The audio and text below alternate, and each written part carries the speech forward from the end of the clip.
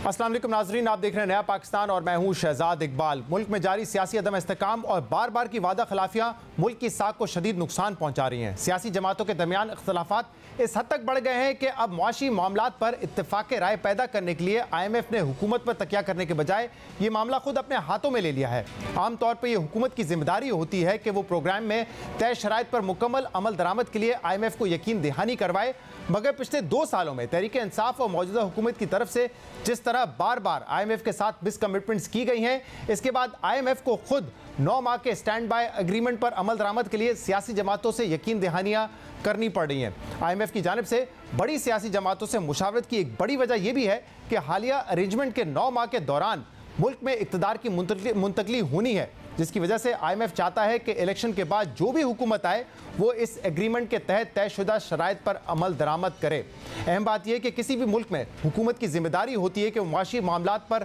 फैसले करे और इत्तेफाक राय पैदा करे। अहम मुआशी रिफॉर्म्स पर इत्तेहादियों और मुखालिफ सियासी जमातों से बातचीत का इनिशिएटिव ले और फिर हुकूमत दुनिया को मुआशी पॉलिसीज़ में इस्तेकाम लाने का यकीन दिलाए। मगर अब ऐसा लगता है कि IMF को यह अंदाज़ा हो गया है कि पाकिस्तान में सियासी हालात जिस नहज पर पहुंच चुके हैं उसमें ना सियासी जमातें आपस में बैठने को तैयार हैं और ना हुकूमत अहम इशूज़ पर कंसेंसस पैदा करने की सलाहियत रखती है। इसलिए अब IMF ने खुद मुल्क की बड़ी सियासी जमातों से मुलाकातों का सिलसिला शुरू कर दिया है। इस हवाले से IMF के नुमाइंदे ने आज ये तस्दीक की है कि IMF का वफ्द इंतखाबात से पहले IMF के नए सपोर्ट प्रोग्राम पर हिमायत की यकीन दहानी हासिल करने के लिए नून लीग, पीपल्स पार्टी और पाकिस्तान तहरीक इंसाफ से मुलाकातें करेगा। और अहम बात यह है कि IMF ये मुलाकातें 12 जुलाई को तयशुदा बोर्ड मीटिंग से पहले कर रहा है। IMF के वफ्द की आज पाकिस्तान तहरीक इंसाफ के चेयरमैन से 1 घंटा मुलाकात हुई, जिसमें ज़राए के मुताबिक साबिक वज़ीर ख़जाना शौकत तरीन ने IMF वफ्द को वीडियो लिंक के जरिए ब्रीफिंग दी। ज़राए के मुताबिक इस मामले पर पाकिस्तान तहरीक इंसाफ के चेयरमैन इमरान खान और हमाद अजहर अपना मौक़िफ़ देंगे, जबकि कल IMF की रेजिडेंट नुमाइंदे ने पाकिस्तान पीपल्स पार्टी के फाइनेंस टीम से भी मुलाकात की थी, जिसमें नवीद कमर और सलीम मांडवीवाला शामिल थे। मुलाकात में IMF के स्टैंड बाय मुआहदे पर तबादला ख्याल किया गया और रिपोर्ट्स के मुताबिक पाकिस्तान पीपल्स पार्टी ने IMF प्रोग्राम की हिमायत पर इत्तफाक किया है। पाकिस्तान तहरीक इंसाफ क़यादत से IMF के वफ़द की मुलाकात पर हमाद अजहर के ट्वीट पर वज़ीर आज़म के कोऑर्डिनेटर बिलाल अजहर कियानी ने सख्त रद्द-ए-अमल देते हुए कहा है कि इस मुलाकात का जश्न सिर्फ आप जैसे साजिशी झूठे और बेशरम मना सकते हैं। IMF की टीम सारी सियासी जमातों को मिल रही है, जबकि पाकिस्तान तहरीक इंसाफ से ख़ास तौर पे इसलिए मिल रही है कि अब दोबारा मईशत के साथ कोई खेल ना खेलना, कोई साजिश ना करना, कोई ख़त ना लिखना और मुल्क को डिफ़ॉल्ट की तरफ ना धकेलना। अहम बात यह कि पाकिस्तान तहरीक इंसाफ IMF से होने वाले स्टैंड बाय अरेंजमेंट पर अपना मौक़िफ़ पहले ही दे चुकी है और पाकिस्तान तहरीक इंसाफ को लगता है कि इस मुआहदे से महंगाई में मज़ीद इजाफा होगा। 30 जून को पाकिस्तान तहरीक इंसाफ के रहनुमा हमाद अजहर ने अपनी ट्वीट में कहा था कि IMF के साथ 9 माह का स्टैंड बाय मुआहदा कड़ी शराइत के साथ है। PDM से 14 माह में मामलात नहीं संभले, अब इसकी कीमत अवाम को मज़ीद महंगाई की सूरत में अदा करना पड़ेगी। ये मुआहदा इलेक्शन तक पाकिस्तान की मईशत को दिवालिया होने से तो रोक सकता है, लेकिन माशी चैलेंजेस कम नहीं होंगे। नई मुंतखब हुकूमत को आते साथ ही IMF के साथ फिर बैठना पड़ेगा। IMF के वफ़द का स्टैंड बाय मुआहदे की हिमायत के लिए बड़ी सियासी जमातों से मुलाकातें करना एक गैर मामूली इक़दाम है। आज से पहले शायद ही कभी ऐसा हुआ हो, लेकिन अहम सवाल यह है कि ऐसी क्या मजबूरी है कि IMF को ये मुआहदा खुद अपने हाथ में लेना पड़ा है। यकीनी तौर पे इसकी वजह पिछले 1.5 साल के दौरान पाकिस्तान तहरीक इंसाफ और मौजूदा हुकूमत की मिसकमिटमेंट्स हैं, जिसकी वजह से IMF का प्रोग्राम मुतअद्दिद बार ताख़ीर का शिकार हुआ है और पिछला प्रोग्राम अधूरा ख़त्म हो गया और अब IMF किसी एक सियासी जमात पर भरोसा करने को तैयार नहीं है। पाकिस्तान तहरीक इंसाफ ने फरवरी 2019 में IMF से 3 साला मुआहदा किया था, मगर जाते जाते पाकिस्तान तहरीक इंसाफ ने अपने ही मुआहदे की खिलाफ वर्जी की।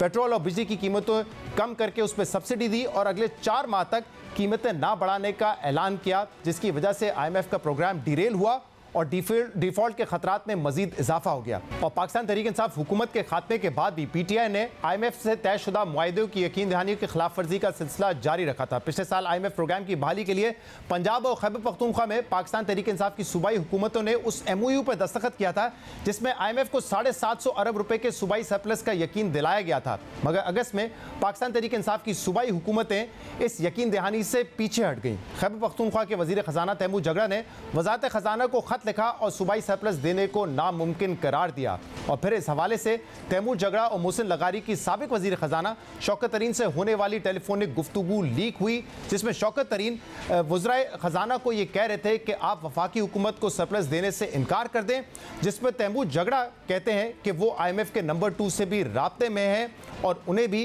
ये लेटर दे देंगे। वो आपने खत बना लिया? अभी मैं बनाता हूँ। उसके बीच में सबसे बड़ा जो पहला पॉइंट बना लेना आपने कि जो फ्लड्स आए हैं इन्होंने पूरे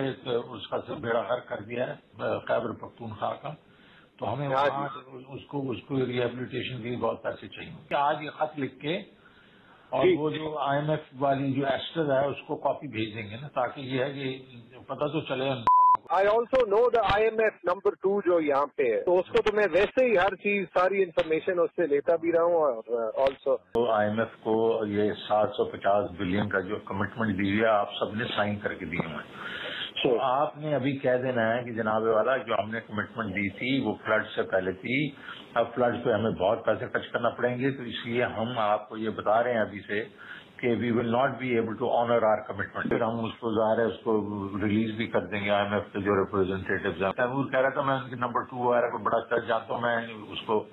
वैसे ही लीक कर दूंगा। इससे हमारी स्टेट को तो नुकसान नहीं होगा सर? मैं Isn't the state suffering because of the way they are treating your chairman and everybody else? देखो ये तो जरूर होगा कि IMF कहेगा कि जी अजीब पैसे किधर से पूरे करेंगे। पाकिस्तान तहरीक इंसाफ अपने सियासी फायदे और मुखालफिन को सियासी नुकसान पहुंचाने के लिए IMF की शराइत की खिलाफ वर्जी करती रही। पाकिस्तान तहरीक इंसाफ ने तो रियासत के बजाय सियासत बचाने की पूरी कोशिश की, मगर अलमिया ये है कि जो PDM सियासत नहीं रियासत बचाने का नारा लगाकर हुकूमत में आई थी, उसने भी हुकूमत में आने के बाद पेट्रोल और बिजली पर सब्सिडी खत्म करने के लिए 2 माह का वक्त लगा दिया और कई माह की ताखीर के बाद वजीर खजाना मिफ्ता इस्माइल सितंबर में IMF प्रोग्राम बहाल करने में कामयाब हुए, मगर IMF की गैर मकबूल शराइत पर अमल दरामद की वजह से मिफ्ता इस्माइल को पार्टी के अंदर से ही दबाव का सामना रहा और फिर इसाक डार वजीर खजाना बन गए, जिन्होंने 3 माह तक डॉलर को मसनूई तौर पर कंट्रोल किए रखा। IMF के मुतालबे के बरक्स बिजली और गैस की कीमतें में इजाफा नहीं किया और इसकी वजह से IMF का 9th रिव्यू जो अक्टूबर में होना था उस पर मुज़ाकरात 4 माह ताखीर से शुरू हुए, फरवरी में शुरू हुए और स्टाफ लेवल मुआहदा होने में 5 माह का वक्त लग गया। और इस ताखीर के दौरान मुल्क की मईशत को तो नुकसान हुआ ही, मगर इससे बड़ा नुकसान पाकिस्तान की साख को हुआ, जिसकी वजह से IMF अब किसी एक पार्टी पर या किसी एक हुकूमत पर भरोसा करने के लिए तैयार नहीं है। हम इन तमाम मामलों पर बात करेंगे, जिसके लिए हमें ज्वाइन किया है वज़ीर आज़म के कोऑर्डिनेटर बिलाल अजहर कियानी साहब ने। बिलाल साहब बहुत बहुत शुक्रिया वक्त देने के लिए। बिलाल साहब ये बहुत ही गैर मामूली बात नहीं है, क्योंकि आमतौर पर तो ये देखा जाता है कि IMF का मुआहदा होता है हुकूमत वक्त से, हुकूमत वक्त की जिम्मेदारी होती है कि वो अगर कंसेंसस डेवलप करना है अपने इत्तेहादियों के साथ तो कंसेंसस डेवलप करे, और जो अमल दरामद होता है उसकी जिम्मेदारी भी हुकूमत वक्त पर होती है। क्या वजह है कि इस वक्त जो IMF के रिप्रेजेंटेटिव्स हैं वो मुख्तलिफ पार्टी से मुलाकात कर रहे हैं? आपके इत्तेहादी पीपल्स पार्टी से मुलाकात कर रहे हैं, आज तहरीक इंसाफ के वफ्द से मुलाकात की उन्होंने जमान पार्क जाके, क्या एग्जैक्टली इशू है जिसकी वजह से ये करना पड़ा है उनको? जी बिस्मिल्लाहिर्रहमानिर्रहीम। शहजाद साहब बहुत शुक्रिया जी अपने शो में दावत देने का। देखिए जैसे कि आपने खुद कहा भी कि IMF जो है पीपल्स पार्टी से भी मुलाकात की है उन्होंने, और इस दफ़ा ये दीगर जमातों से मिल रही है। और मगर सबसे पहले तो मैं ये कहना चाहूँगा कि आज जिस तरीके से PTI ने जश्न के तरीके से इसको ऐलान किया कि हम ये मुलाकात कर रहे हैं, तो सबसे पहले तो मैं उम्मीद करता हूँ कि जब ये मिले होंगे तो उन्होंने सबसे पहले तो IMF को ये बताया होगा या जवाब दिया होगा कि क्यों इन लोगों ने पिछले साल अपना किया हुआ मुआहदा तोड़ा, क्यों मुल्क को डिफॉल्ट की तरफ धकेला, क्यों अपनी ही की हुई शराइत जो शौकत तरीन साहब के थ्रू इमरान खान साहब ने करवाई थी पेट्रोलियम लेवी के हवाले से, इनको कॉन्फिडेंस में लिए बगैर तोड़ी और हमें हमारे इस प्रोग्राम को डीरेल किया। तो मुझे उम्मीद है कि ये एक तो इन्होंने ये बात वहाँ पे की होगी। और देखिए दूसरी बात ये है कि मेरा ख्याल है, अब मैं IMF के बिहाफ पे तो बात नहीं कर सकता, ना ही करनी चाहिए, मगर मेरा ख्याल है वो भी सब ये किरदार देख चुके हैं कि जो PTI ने हमारी मईशत को और इन मुश्किल हालात में खुद ही एक क्रिएट जो उन्होंने की ज़र मुबादला के ज़खायर का एक क्राइसिस था और उसके बाद मुल्क को जानबूझ के धकेला डिफॉल्ट की तरफ। और जो आपने अभी शौकत तरीन और तैमूर झगड़ा की कॉल्स का और जो उनकी मोहसिन लगारी के साथ शौकत तरीन की कॉल है उसका भी हवाला दिया, तो इन सब चीज़ों से उन्होंने मुस्तकिल हमारी इस मुआशी इस्तेहकाम के अमल को, इस सफ़र को उन्होंने अंडरमाइन किया है। तो मुझे लगता है अगेन कि IMF भी ये नहीं चाहेगी कि इस तरह की कोई फिर से पीटीआई की तरफ से कोई और एक एफर्ट हो डीरेल करने की। और दूसरी बात यह है कि मेरे अकॉर्डिंग टू माय नॉलेज ये कोई गैर मामूली बात नहीं है। मेरे ख्याल से कि दीगर जमातों से मुलाकातें हों, हमारे PMLN से तो obviously as the party of the government हो ही रही है, पीपल्स पार्टी से भी आपने जिक्र किया, तो आज इनसे भी मिल रहे हैं। लेकिन बिलाल साहब, अगर आप कह रहे हैं कि इलेक्शन साइकिल भी है जी पाकिस्तान चूंकि एक प्रोग्राम के दौरान हमारा आगे एक एग्जिस्टिंग स्टैंड बाय अरेंजमेंट के दौरान ही हमारा इलेक्शन साइकिल भी एक्सपेक्टेड है, तो आई डोंट थिंक इतनी कोई गैर मामूली बात है। तो आपको लगता है कि एक वजह ये भी है कि इलेक्शन अगर हो जाते हैं और ये प्रोग्राम कंटिन्यू होता है तो जो भी हुकूमत आए वो इस 9 माह का जो स्टैंड बाय अरेंजमेंट है उस पर अमल दरामद कंटिन्यू रखे? ये देखिए, इसमें दो बातें हैं जी। एक तो ये कि हमारी हुकूमत की मुद्दत जो है वो एक्सपेक्टेड है कि नेक्स्ट मंथ, जैसे कि आप जानते हैं हमारी गवर्नमेंट की टर्म कंप्लीट होनी है, तो प्रोग्राम तो उसके बाद भी कंटिन्यूड रहना है। दूसरी बात ये है, मेरे नज़दीक, ये मेरी ज़ाती राय हो सकता है, IMF भी शायद ऐसा समझती हो, but again as I said I don't want to speak on their behalf, मगर यकीनन IMF या हम में से कोई भी ये नहीं चाहेगा कि जिस तरीके से IMF प्रोग्राम को नवंबर 2022 के बाद या पिछले साल खास तौर पे फरवरी 2022 के बाद डिरेल किया गया, उसके बाद जब मौजूदा हुकूमत ने आके IMF को वापस मेज़ पे ला के उस प्रोग्राम को बहाल करने के नहज पे थी, तो जिस तरीके से शौकत तरीन और तैमूर जगरा ने और इन सब लोगों ने मिलकर सबुटाज करने की उस एफर्ट को कोशिश की, उसके बाद मुस्तकिल जो 9 में जैसे वाकयात और दीगर और वाकयात जो हमने पिछले साल में देखे, जिससे इस मुल्क में सियासी और मुआशी इस्तेहकाम के सफर को अंडरमाइन किया गया है, वो कोई भी नहीं चाहेगा। बट अहम बात है, आप कह रहे हैं कि फरवरी 2022 और नवंबर 2022 में जिस तरीके से डिरेल किया गया, यानी कि आप फरवरी 2022 नवंबर 2021 नवंबर 2021 में और नवंबर और अक्टूबर 2022 में भी तो ताखीर हुई ना, क्योंकि ये जो नवा रिव्यू था ये तो अक्टूबर में हो जाना चाहिए था। लेकिन अगर आप तहरीक इंसाफ पे जिम्मेदारी डाल रहे हैं तो जिम्मेदारी आपकी हुकूमत के हवाले से भी आती है ना, कि वो बड़ा क्लियर था इस हवाले से IMF का प्रोग्राम जो कि बहाल हो चुका था मिफ्ता इस्माइल साहब के टाइम पे, कि आपने करेंसी को मार्केट बेस्ड रखना है, उसको मैनेज नहीं करना है। लेकिन इसहाक डार साहब ने तो बार बार आके ना सिर्फ ये बात की बल्कि करेंसी को कंट्रोल करने की भी कोशिश की, जिसकी वजह से जो 9th रिव्यू अक्टूबर में होना था उसके मुज़ाकरात ही फरवरी में जाके शुरू हुए। देखिए, बात यह है कि हमने तो जी उस प्रोग्राम को पहले बहाल किया, जैसे कि आपने कहा जब मिफ्ता इस्माइल साहब वज़ीर ख़जाना थे और वज़ीर आज़म साहब की उस टाइम पे इकोनॉमिक टीम की सारी एफर्ट की वजह से वो बहाल हुआ।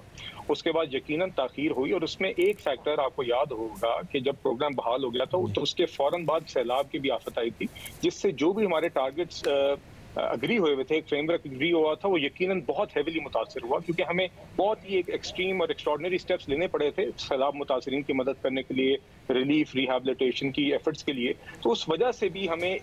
Both sides had to restart the discussion in a way. दूसरी बात ये है, बट बिलाल साहब ये भी फैक्ट है ना कि जब इकदामात लेने शुरू किए थे, मिसाल के तौर पे सब्सिडी जब रिवर्स की आप लोगों ने, जो पाकिस्तान तहरीक इंसाफ ने गलत किया, कीमतें कम करके सब्सिडी देकर जब रिवर्स किया, तो आपकी पार्टी के अंदर से ही तनकीद हो रही थी ना मिफ्ता इस्माइल साहब के, इनको तो पता ही नहीं कि क्या कर रहे हैं, कीमतें बढ़ा रहे हैं, अवाम पे बोझ डाल रहे हैं, बट इवेंचुअली उससे और ज्यादा सख्त इकदाम आपको अब लेने पड़ रहे हैं। देखिए बात यह है कि हमने पिछले, और हमारी ये जिम्मेदारी थी जब से हुकूमत शहबाज शरीफ साहब ने संभाली है, इस इत्तेहादी हुकूमत ने संभाली है, हमने 2-3 चीज़ें बैलेंस की हैं। सबसे पहले हमने डिफ़ॉल्ट अवर्ट किया है, दूसरा हमने जो भी मुमकिन मदद हो सकती है सबसे कमज़ोर तबकात की, उनको हमने मदद फराम की और कोशिश की है कि कम से कम बोझ इन मुश्किल हालात में भी उन पर पड़े, तीसरा हमने सैलाब मुतासरीन की मदद की है। तो हम ये चीज़ें बैलेंस करके चलते हैं,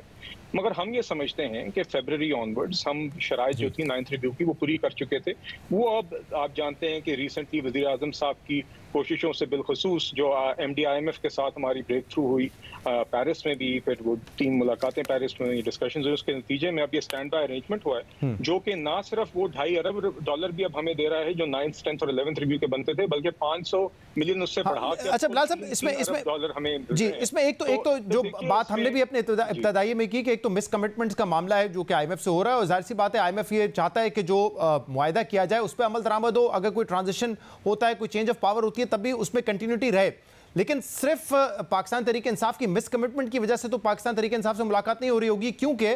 पीपल्स पार्टी जो आपके इत्तेहादी हैं, जो कि I am sure on board होंगे, जो फैसले आप लोगों ने किए हैं IMF में जाने का, उनसे भी मुलाकात की है। तो कहीं ना कहीं इस बात की भी अहमियत है कि ये क्योंकि एक ट्रांजिशन का साल हो सकता है आपकी गवर्नमेंट हो सकता है PTI की, हो सकता है पीपल्स पार्टी की हो, तो इसलिए पीपल्स पार्टी से भी मुलाकात की गई है ताकि जो भी प्रोग्राम है उसकी कंटिन्यूटी रहे। ये देखिए दो बातें हैं, तो ये इसमें दो फैक्टर्स हैं जी। एक तो फैक्टर वो है जिसमें आपने खुद कहा कि वो सब दीगर सियासी जमातों से मिल रहे हैं, पीपल्स पार्टी से भी मिल गए हैं, हमारी जमात से तो मिल ही रहे हैं। हमने तो उनके साथ, हमारे वजीर खजाना नहीं और हमारी पार्टी के सदर ही वजीर आजम है, तो उनसे तो वो हो ही रहे हैं, तो उनसे भी मिले हैं। तो ये तो एक मशावरती जो एक अमल वो समझते हैं कि पॉलिटिकल पार्टी से है, वो होना चाहिए। दूसरा फैक्टर वो मेरे नजदीक जरूर है कि पिछले साल क्योंकि इन्हीं का ही किरदार रहा था इस सब कुछ को डीरेल करने में, अपना किया हुआ प्रोग्राम, पीटीआई का किया हुआ प्रोग्राम पीटीआई ने खुद डीरेल किया, और उसके बाद जब मौजूदा हुकूमत ने वो एफर्ट की उस प्रोग्राम को वापस बैक ऑन ट्रैक लाने के लिए, तो उस टाइम पे फिर पीटीआई ने एक्टिवली हर मुमकिन कोशिश की है कि उसके अंदर वो रोड़े अटकाएं और मुश्किल हालात बनाए मुल्क के लिए। और बैरूनी भी आपने सतह पे देखा है कि पिछले चंद माह में जब उनका यहाँ पे कोई प्रोपेगेंडा नहीं काम करता तो बाहर जाके वो जगह जगह लोगों को सुनाते रहे। तो देखिए यकीनन वो, अब मैं उम्मीद करता हूँ कि पीटीआई वाले भी थोड़ा सा अब जो है वो शर्म भी करेंगे। बिलाल साहब आपसे कुछ देर पहले, क्योंकि आपने आज सुबह भी ट्वीट किया था कि पीटीआई से खास तौर पे मिलने की वजह यह है कि मईशत के साथ ना खेला जाए, कोई और ख़त ना लिखा जाए, लेकिन आज जो मुलाकात हुई उसके बाद हमाद अज़हर साहब ने जो ट्वीट किया है उसमें हमाद अज़हर साहब कह रहे हैं कि हमने तो वेलकम किया है जो स्टैंड बाय अरेंजमेंट हुआ है, और वो चाहते हैं, और उन्होंने कहा है कि हम चाहते हैं कि जो एक्सटर्नल सिचुएशन है मुल्क की वो बेहतर हो। तो वो तो इंडोर्स कर रहे हैं इन तमाम इकदाम को जो कि किए गए हैं। उन्होंने तो आज कोई ऐसी खिलाफ बात नहीं की, ऑल्दो उनका एक ये पॉइंट ऑफ व्यू आया है पहले कि इससे महंगाई बढ़ेगी, जो कि बहुत सारे इकोनॉमिस्ट का भी है, आप लोगों का भी है कि अगर बिजली महंगी करेंगे, अगर आप लेवी मजीद बढ़ाएंगे तो महंगाई तो बढ़ेगी। लेकिन अदरवाइज तो जो एसबीए किया है उस पर तो एग्री किया है तरीके इंसाफ ने, कोई मुखालिफ बात नहीं की उससे। देखिए अगर कोई भी ये तो एक सेन और नॉर्मल बात है जी। हमने देखा है कि पिछले जब से ये 30 जून को वज़ीर आज़म साहब ने ये ऐलान किया है, तो आपने पॉजिटिव सेंटिमेंट स्टॉक एक्सचेंज में भी देखी, across the business community, across the country देखी। सिर्फ यही लोग थे जिनने पिछले चंद दिनों से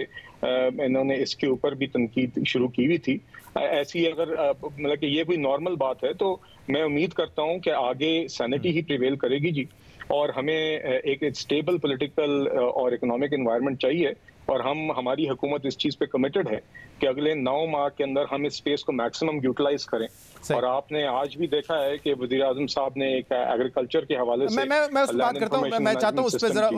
उस पर भी आपका पॉइंट ऑफ व्यू लूं कि एग्जैक्टली हम क्या करने जा रहे हैं उस हवाले से। लेकिन जो आपने कहा कि शुरू में के, और आपने ट्वीट भी किया इस हवाले से कि पाकिस्तान तहरीक इंसाफ जश्न मना रही थी कि मुलाकात हो रही है, और ये कोई ऐसी अनयूजुअल मुलाकात नहीं, दूसरी पार्टी से भी हो रही है, लेकिन उसका एक सियासी एंगल भी तो हो सकता है ना, क्योंकि आपकी जमात में से बहुत सारे ऐसे लोग हैं जो ये कहते रहे हैं कि इमरान खान की सियासत खत्म हो गई है, तहरीक इंसाफ को पर पाबंदी लगा देनी चाहिए, इस किस्म की आरा भी सामने आई है। लेकिन IMF शायद समझता है कि इमरान खान साहब इस सिस्टम के, पाकिस्तान की सियासत के एक अहम स्टेक होल्डर हैं, चाहे वो एज अ ऑपोजिशन लीडर रहे या हुकूमत में आने के उनके इम्कानात हो, तो इसीलिए वो मुलाकात कर रहे हैं ना। तो शायद जो एक पॉजिटिव आप कह रहे हैं कि जो जश्न मनाया गया, उसकी शायद एक ये वजह हो, आप समझते हैं वो बिल्कुल ही सियासत से आउट हैं, कोई उनकी सियासी अहमियत नहीं है, लेकिन IMF सियासी अहमियत दे रहा है उनको।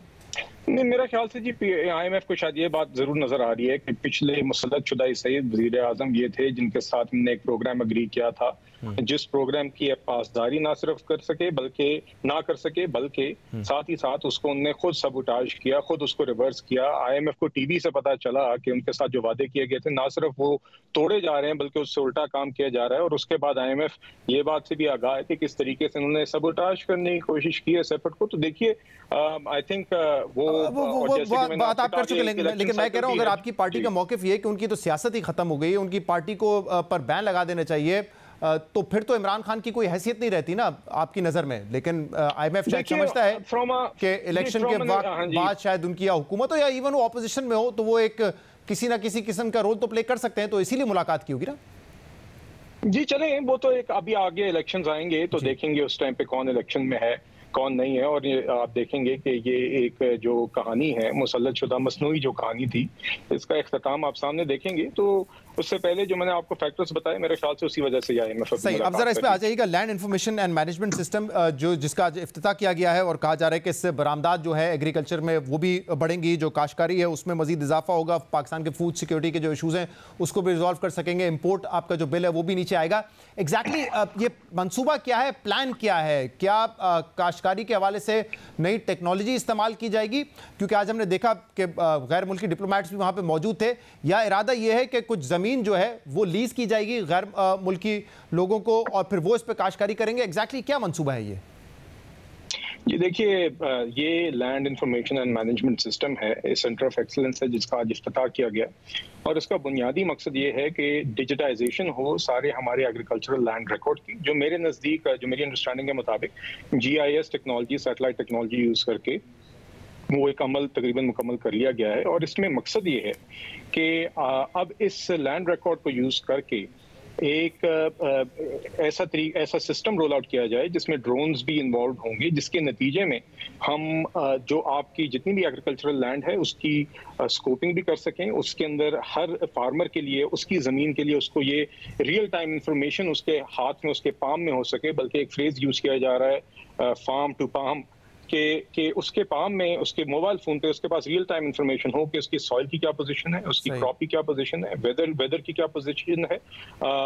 और पेस्टिसाइड्स की क्या पोजीशन है, ताकि उस हिसाब से डिसीजन मेकिंग भी हो सके, जो इंटरवेंशन रिक्वायर्ड हैं। तो this is just a journey towards modernising agricultural techniques. हम अपनी जो बेहतर क्रॉप मैनेजमेंट है एट अ नेशनल लेवल वो भी कर सकें, अपने फार्मर्स को भी ये फैसिलिटी दे सकें। और इसके अंदर आपने देखा कि दोस्त ममालिक की भी मदद है जी। सऊदी अरेबिया फंडिंग में भी मदद कर रहा है, टेक्निकल सपोर्ट भी दे रहा है, इसी तरह UAE और चाइना की भी सपोर्ट है। तो उनकी मदद जो है वो फंडिंग तक है, टेक्निकल सपोर्ट तक है, या ये भी हुकूमत का प्लान है कि एग्रीकल्चर लैंड जो है वो लीज आउट की जाए दोस्त ममालिक को? ये देखिए, वो तो आप जानते हैं कि SIFC के तहत अगर कोई फ्यूचर में इन्वेस्टमेंट की बात होती है तो वो तो एक अलहदा कड़ी है, और उसमें भी दोस्त ममालिक और दीगर इन्वेस्टर से बात है। मगर जहां तक इस land information and management system तक की बात है, ये एक सेंटर ऑफ एक्सीलेंस है जिसका मकसद वो है जो मैंने अभी आपको डिस्क्राइब किया है। तो ये यकीनन एक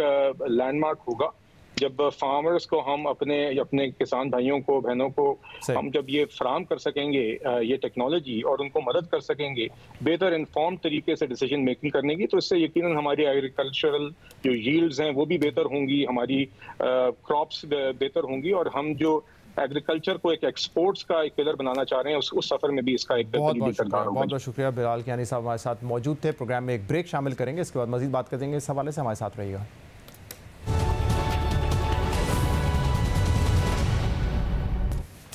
वेलकम बैक नाज़रीन। अब से कुछ देर पहले पाकिस्तान तहरीक इंसाफ के वफ़द के साथ IMF के वफ़द की मुलाकात हुई है, और उसमें पाकिस्तान तहरीक इंसाफ के जो दीगर रहनुमा उसमें मुज़म्मिल असलम साहब भी शामिल थे, इस वक्त हमारे साथ मौजूद हैं। बहुत बहुत शुक्रिया मुज़म्मिल साहब, आपने हमें ज्वाइन किया। मुज़म्मिल साहब, सबसे पहले तो ये बताइएगा कि इस मुलाकात का मकसद क्या था, क्योंकि हुकूमत तो ये कह रही है कि क्योंकि तहरीक इंसाफ ने जाते जाते, जब उनकी हुकूमत जाने वाली थी, उन्होंने सब्सिडी दे दी। फिर वो शौकत तरीन साहब की एक लीग कॉल थी जिसमें वो हिदायत दे रहे थे तैमूर झगड़ा साहब को और मोहसिन लगारी साहब को कि IMF को आप बता दें कि पहले तो हम एग्री कर गए थे इस बात पे कि प्रोविंशियल सरप्लस होगा, लेकिन अब हम ये नहीं कर सकते हैं। तो कहते हैं क्योंकि तहरीक इंसाफ ने डीरेल करने की कोशिश की थी प्लान को, इसलिए IMF चाहती थी कि तहरीक इंसाफ को भी ऑन बोर्ड लिया जाए और उनकी हिमायत इस बात पे ली जाए कि आइंदा वो ऐसा नहीं करेंगे अगर कोई ऐसा मौका आता है तो। देखें शहजाद, मैं आपको एक बात बताऊं कि हुकूमत ये जो IMF की प्रेस रिलीज थी SLA, IMF जो है उसमें उन्होंने एक बात लिखी थी, missteps by this government.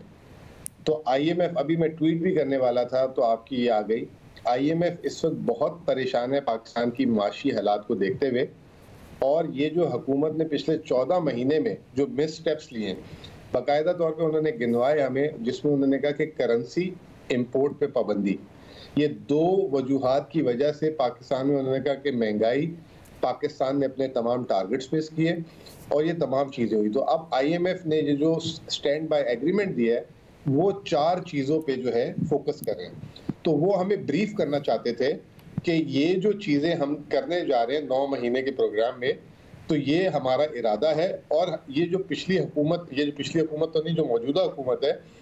इन पे हमने सख्त और कड़ी निगाह रखने के लिए ये चीज़ें की हैं और आपको ऑन बोर्ड लेना चाहते हैं, जिसको इमरान खान साहब चेयरमैन PTI ने वेलकम किया,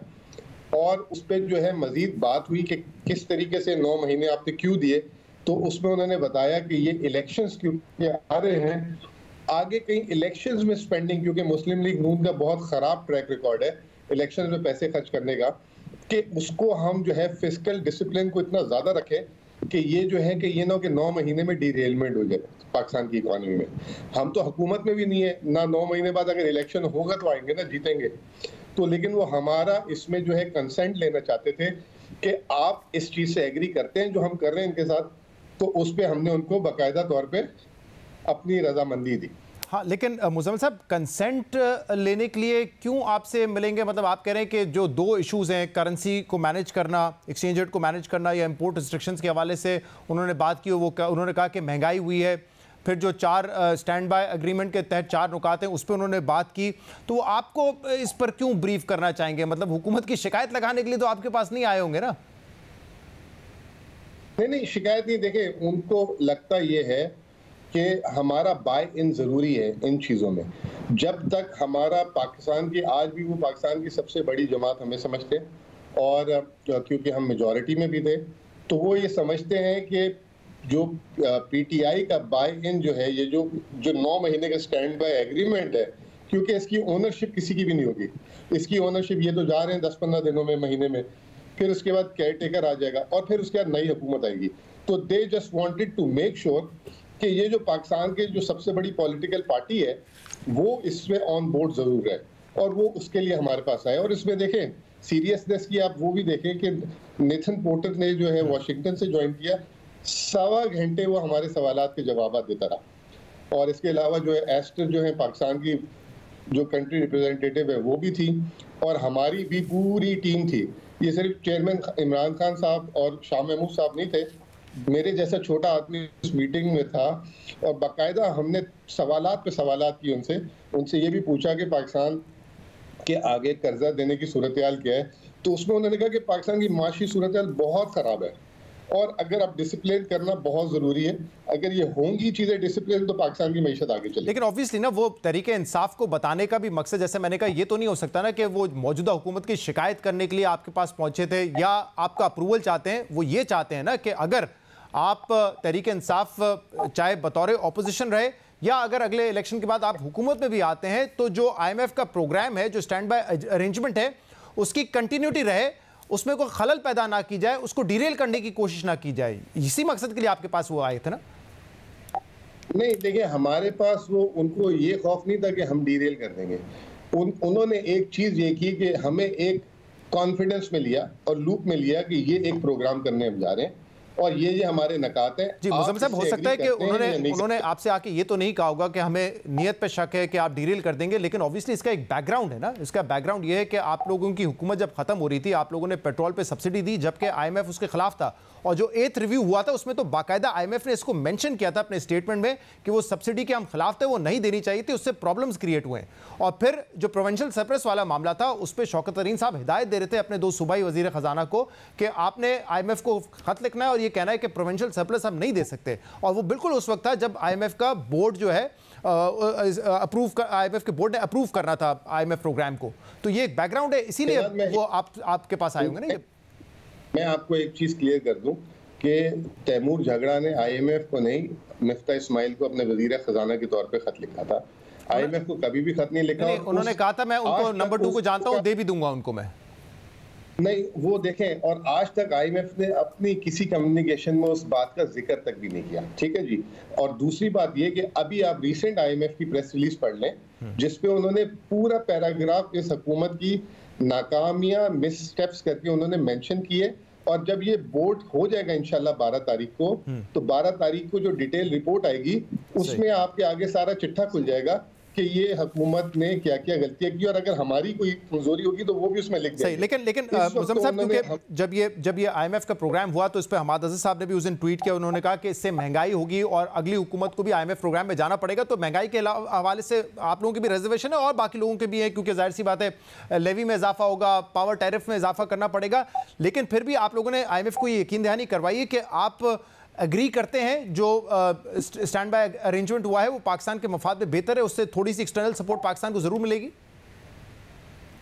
देखें, इसमें जो हमारी प्रेस रिलीज भी हमाद ने अभी जारी कर दी है, हमाद अदन ने, और इसमें हमने बड़ा क्लियरली बोला है कि आप वल्नरेबल को प्रोटेक्ट करें, जो इस वक्त महंगाई होगी, ये प्रेस रिलीज का पार्ट है। और उसके बाद दूसरी चीज हमने ये बोली है कि ये जो प्रोग्राम है ये एक ब्रिज है, इससे जो है पाकिस्तान के जो है मौजूदा मसाइल हल नहीं होंगे। एक बहुत डीप रूटेड जो है हमें IMF प्रोग्राम में जाना पड़ेगा,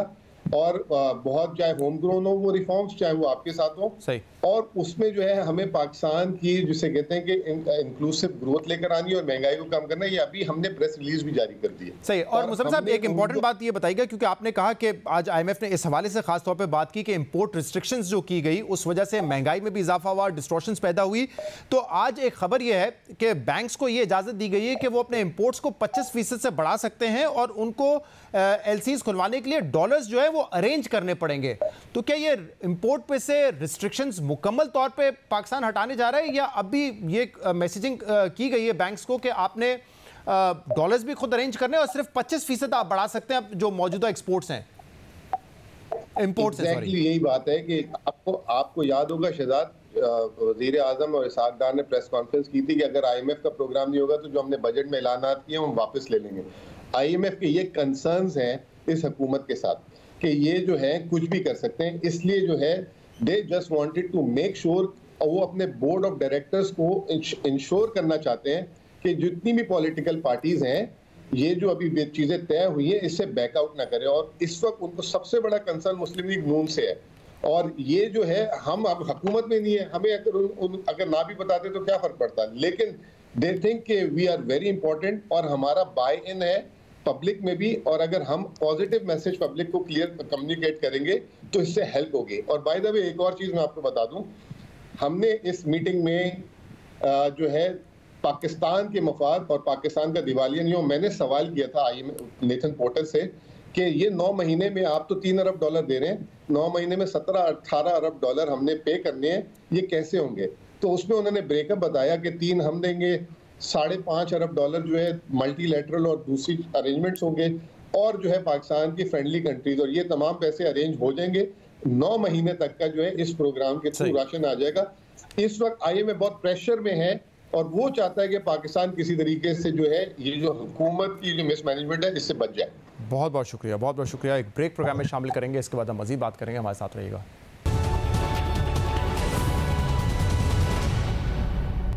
वेलकम बैक। इमरान खान और तहरीक इंसाफ की कानूनी और सियासी मुश्किलात में दिन ब दिन इजाफा होता जा रहा है। 9 मई से मुतल्लिक केसेस और नैब कानून में तरमीम के बाद खदशा जाहिर किया जा रहा है कि इमरान खान को गिरफ्तार किया जा सकता है, जबकि चेयरमैन तहरीक इंसाफ खुद भी अपनी गिरफ्तारी के खदशे का इजहार कर रहे हैं। तहरीक इंसाफ तो मुश्किल में है ही, लेकिन दूसरी तरफ वफाकी हुकूमत जो अहदाफ हासिल करना चाहती थी उसमें उसे कामयाबी हासिल हो रही है। बजट मंजूरी के बाद IMF से मुआहदा भी हो चुका है, मगर इन अहदाफ के हसूल के बावजूद इलेक्शन वक्त पर होंगे या नहीं, इस हवाले से गैर यकीनी की सूरत हाल बरकरार है। अहम बात यह है कि वफाकी वजीर कानून आज़म नज़ीर तारर ने कैनेडियन हाई कमीशन से मुलाकात में इलेक्शन वक्त पर होने की यकीन दहानी करवाई है। दूसरी जानिब कानूनी महाज पर इमरान खान और पाकिस्तान तहरीक इंसाफ के लिए मुश्किलात बढ़ रही हैं। हुकूमत ने 3 दिन पहले नैब तरमीमी ऑर्डिनेंस जारी किया था, जिसमें रिमांड की मुद्दत 14 दिन से बढ़ाकर 30 दिन कर दी गई है, और चेयरमैन नैब को इन्वेस्टिगेशन के दौरान अदम तावन पर वारंट गिरफ्तारी जारी करने के इख्तियार भी दिए हैं, जिससे यह तासुर पैदा हो रहा है कि ये तरमीम इमरान खान को गिरफ्तार करने के लिए की गई है। इसके अलावा इमरान खान को 9 मई के हवाले से मजीद 6 केसेस में नामजद कर दिया गया है। ये मुकदमे इंसदाद दहशतगर्दी एक्ट के तहत दर्ज किए गए हैं, और अहम बात यह है कि पहले ये मुकदमात पाकिस्तान तहरीक इंसाफ के दीगर क़यादत और कारकुनों के खिलाफ दर्ज किए गए थे, और इमरान खान इन मुकदमात में नामजद नहीं थे। ज़राए के मुताबिक चेयरमैन पाकिस्तान तहरीक इंसाफ को 9 मई के वाक़यात में मुलविस मुल्ज़िमान की बयानात की रोशनी में नामजद किया गया है। इसके अलावा तोशाखाना केस में भी इमरान खान के खिलाफ कार्रवाई जारी है, जहां आज इस्लामाबाद के एडिशनल सेशन जज की अदालत में उनकी हाजिरी से इस्तिस्ना की दरख्वास्त मंजूर कर ली गई है और समाअत कल तक के लिए मुलतवी कर दी गई है। अब अहम बात यह है कि इलेक्शन के इनेकाद को 2 बातों से जोड़ा जा रहा है कि अगर इलेक्शन अक्टूबर या नवंबर में होने हैं तो उस वक्त तक इमरान खान का सियासत में स्टेटस क्या होगा। क्या इमरान खान सियासी तौर पर कमज़ोर हो चुके होंगे, उनकी मकबूलियत में कमी आ चुकी होगी, और क्या वो जेल जा चुके होंगे। और दूसरी बात यह है कि क्या नवाज शरीफ इलेक्शन से पहले पाकिस्तान वापस आकर सियासी मोमेंटम गेन करने में कामयाब होंगे या नहीं। हम इस पर बात करेंगे, जिसके लिए हमें ज्वाइन किया है सीनियर सहाफ़ी और तजज़ियाकार मोहम्मद मालिक साहब ने। मालिक साहब बहुत बहुत शुक्रिया ज्वाइन करने के लिए। मालिक साहब, बजट पास हो गया, IMF प्रोग्राम भी हो गया, दुबई में मुलाकातें भी हो रही हैं, इमरान खान की गिरफ्तारी के हवाले से खदशात भी बढ़ रहे हैं, क्या इलेक्शंस पर अब भी कोई सवाल है, या दोनों मेजर जो पार्टीज हैं, इनफैक्ट 3 PDM में JUIF, पीपल्स पार्टी, नून लीग, ये मुत्तफिक हैं कि अक्टूबर नवंबर में ही इलेक्शन होने हैं, इसमें ताख़ीर नहीं होनी चाहिए? शहजाद, एक ही सवाल है और वो है इनकी गिरफ्तारी का। अगर तो इमरान खान साहब गिरफ्तार हो गए पाबंद सलासल हुए तो चीजें आगे जाएंगी, वरना नहीं जाएंगी। और आप देखिएगा कि ये जितनी चीजें हैं ना, ये 16 सितंबर के बाद आपको फुल स्पीड होगी, बिकॉज गवर्नमेंट का ख्याल ये है कि कोई भी अगर मूव करेंगे तो सुप्रीम कोर्ट से रिलीज मिल जाएगी फ्रॉम बंदयाल साहब लेड सुप्रीम कोर्ट। और लेटेस्ट एग्जांपल, कल ही मैं एक बड़े इंपॉर्टेंट आदमी से मिल रहा था, तो उसने कहा देखें मालिक साहब आप बातें करते हैं कि जी आप लोगों को ज्यादा ऑब्सेशन हो गया है, आप देखिए अब उन्होंने तोशा खाना को चैलेंज किया है और हाईकोर्ट के डिसीजन को तो जनाब घंटों में ही उनको डायरी नंबर भी लग गया, उनका केस भी सुना जाएगा। इसलिए आई थिंक ये अभी और अगला एक माह मुझे रिलेटिवली शायद बेहतर ही लगता है खान साहब के लिए, लेकिन मेरा ख्याल है कि 16 सितंबर ऑनवर्ड्स ये एक फुल फ्लेज्ड किस्म का will come down very hard legal और इन तमाम चीज़ों में। तो आप कह रहे हैं कि इंतज़ार बेसिकली इस बात का हो रहा है कि chief justice of Pakistan retire होंगे और नए जब चीफ जस्टिस आएंगे तो फिर इसके बाद कार्रवाई में तेजी आएगी। इनका ये नहीं है कि ये एक्सपेक्ट कर रहे हैं कि जी फाइज ईसा साहब इनको सपोर्ट करेंगे। इनका ख्याल सिर्फ ये है कि कम अज कम अगर बंदयाल साहब नहीं होंगे तो जो एक्सेप्शनल सपोर्ट इमरान खान को मिल रही है इनके अंदाजे में वो नहीं होगी। ये नहीं होगा कि लॉयर्स जाके मिले, जैसे बार बार कहते हैं कि देखिए एतजाज एहसन मिले और खोसा साहब मिले और साथ ही अगले दिन बेंच बन गया और केस लग गया। इनका ये ख्याल है कि बाद में जो भी चीजें होंगी प्रोसीजर में चलेंगी, और प्रोसीजर रूटीन तो आपको पता है ना, खान साहब की तो हर इशू इमीडिएट प्रैक्टिस का होता है। तो अगर उनकी एक केस लगने में भी 7 दिन लग जाए जो रूटीन है या 10 दिन है तो that can be very damaging. और आपको लगता है कि जो पॉलिटिकल पार्टीज हैं उनका भी यही मौक़िफ़ है इलेक्शन के हवाले से, उन्होंने भी नथी इस बात से किया हुआ है कि इमरान खान का क्या स्टेटस होगा, क्या वो गिरफ्तार होंगे, सलाह से पाबंद होंगे या नहीं होंगे? उन्होंने जो है ना प्रोजेक्ट डिमोलिश इमरान खान, वो उनके ख्याल में इन्होंने अपना एब्डिकेट किया हुआ है, डेलीगेट किया हुआ है, जो मर्जी लफ्ज अब इस्तेमाल कर ले। ये तो बड़े खुश हैं कि देखिए इंस्टीट्यूशन का और इमरान खान का इतना ज्यादा क्लैश हो गया हुआ खासतौर पर 9 मई के बाद कि हमारा काम तो उस झगड़े में ही हो जाएगा, तो हमें तो उसकी फिक्र नहीं है। इसलिए तो अब ये बैठ के मीटिंग्स खान साहब के मुझसे ज्यादा ये मीटिंग यही कर रहे हैं कि अगले इलेक्शन के बाद कोalition में क्या सिचुएशन होगी क्या नहीं होगी। यहाँ तो इस वक्त आगे की बात चल रही है। बहुत बहुत शुक्रिया, बहुत बहुत शुक्रिया। मोहम्मद मालिक साहब हमारे साथ मौजूद थे। नाजरीन आज के प्रोग्राम में इतना ही। शो से इजाज़त दीजिए। अल्लाह हाफ़िज़।